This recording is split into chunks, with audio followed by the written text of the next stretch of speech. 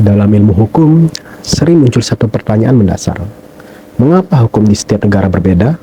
Mengapa di satu negara, hakim berpegang pada undang-undang, sementara di negara lain, hakim justru menjadikan putusan sebelumnya sebagai dasar hukum? Nah, perbedaan tersebut tidak terjadi secara kebetulan, melainkan karena setiap negara menganut sistem hukum yang berbeda. Dan hai semuanya, kembali lagi bersama saya Leksamana Firzi, dan kali ini kita akan membahas macam-macam sistem hukum di dunia.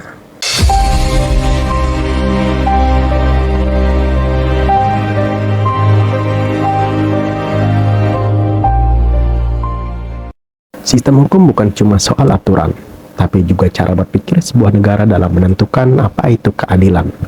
Dan menariknya, sistem hukum ini terbentuk dari sejarah panjang, mulai dari perang, revolusi, sampai pengaruh agama. Di dunia, ada 4 sistem hukum utama yang paling berpengaruh, yaitu civil law, common law, socialist law, Islamic law. Keempat sistem ini memiliki perbedaan mendasar, terutama dalam hal sumber hukum, peran hakim, dan tujuan pembentukan hukum. Kita mulai dari yang paling dekat dengan kita, civil law. Kalau kalian pernah dengar istilah KUHP, KUH Perdata, atau undang-undang, itu semua adalah bagian dari sistem civil law. Nah, sistem ini punya satu prinsip utama. Hukum harus ditulis dengan jelas dan sistematis. Civil law berasal dari hukum Romawi kuno. Salah satu tokoh pentingnya adalah Kaisar Justinian I, yang mengumpulkan berbagai aturan hukum menjadi satu kitab besar. Dari sinilah muncul konsep kodifikasi, yaitu menyusun hukum dalam bentuk tertulis yang rapi.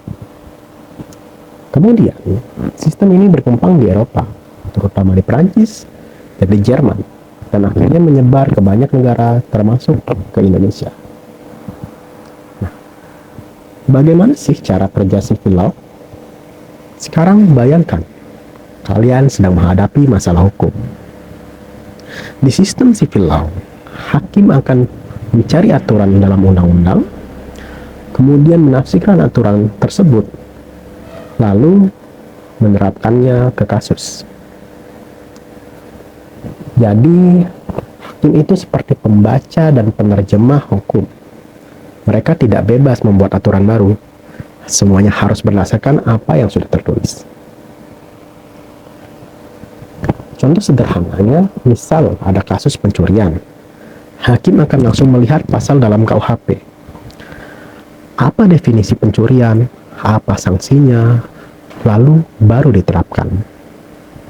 Kelebihan dari sistem civil law ini, yang pertama yaitu jelas, hukum menjadi jelas, pasti, dan tertulis. Nah, karena tertulis, hukum jadi mudah untuk dipelajari. Tapi, kekurangan dari sistem ini yaitu kadang tidak bisa mengikuti perkembangan zaman dengan cepat. Sekarang, kita bahas sistem yang cukup berbeda dari civil law, yaitu common law. Kalau civil law berdasarkan pada undang-undang, maka common law berdasarkan pada putusan hakim. Sistem ini berkembang di Inggris, terutama setelah peristiwa penaklukan Norman 1066. Saat itu, raja ingin menyatukan hukum di seluruh wilayah dan mulai menggunakan keputusan pengadilan sebagai dasar hukum. Di sini, hukum tidak hanya berasal dari undang-undang, tapi juga dari keputusan hakim sebelumnya. Ini disebut sebagai presiden. Jadi kalau ada kasus baru, hakim akan bertanya, apakah pernah ada kasus serupa sebelumnya? Kalau ada, maka keputusan lama itu akan dijadikan acuan. Nah, di sistem ini, hakim punya peran besar. Mereka tidak hanya menerapkan hukum, tetapi juga ikut membentuk hukum. Contoh-contoh negara yang menggunakan sistem-sistem seperti ini, di antaranya ada Inggris, Amerika Serikat, Australia, Kanada, dan India. Contoh penerapan common law, misalnya ada kasus baru tentang teknologi yang belum diatur undang-undang. Hakim bisa melihat kasus sebelumnya, lalu membuat keputusan yang nantinya bisa jadi acuan untuk kasus berikutnya.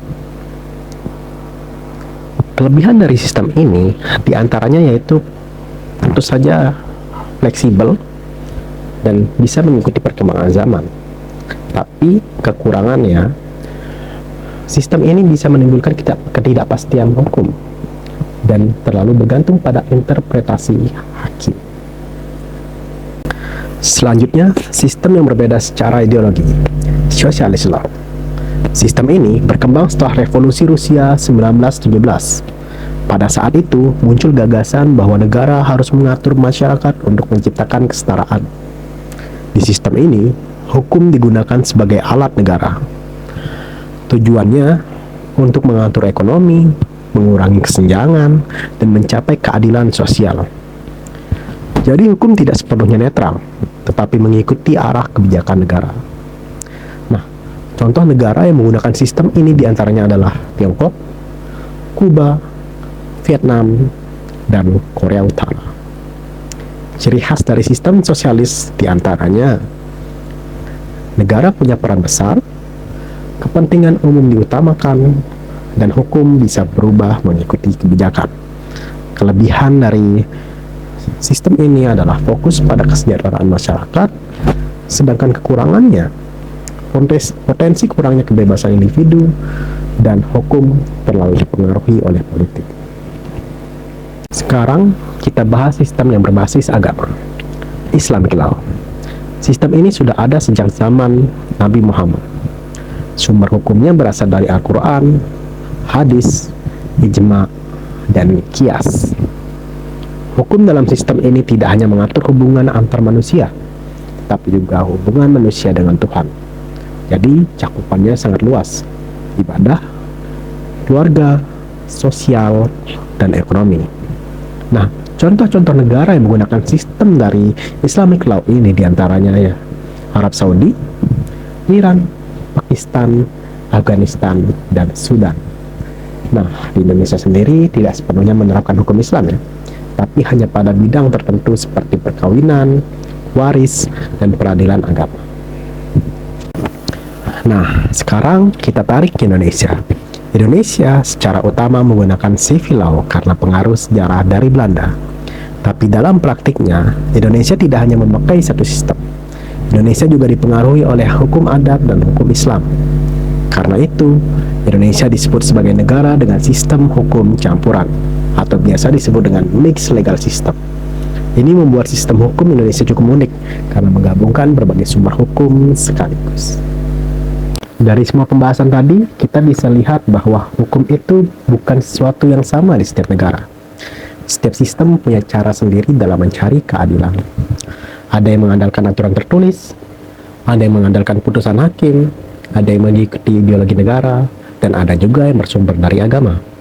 Dan di dunia nyata, banyak negara justru menggabungkan semuanya. Nah, sekian pembahasan untuk sistem hukum yang ada di dunia.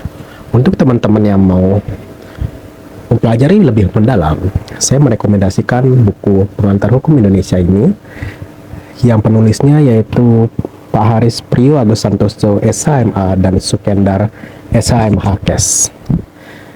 Semua sumber pelajaran dan materi yang saya jabarkan tadi berasal dari buku ini. Buku ini cocok untuk kalian yang masih awam tentang hukum, karena di sini kalian akan diajarkan mulai dari dasar-dasar. Oke, sekian dari saya. Kalau ada yang mau dibahas lagi, silahkan komen di bawah ya. Bye.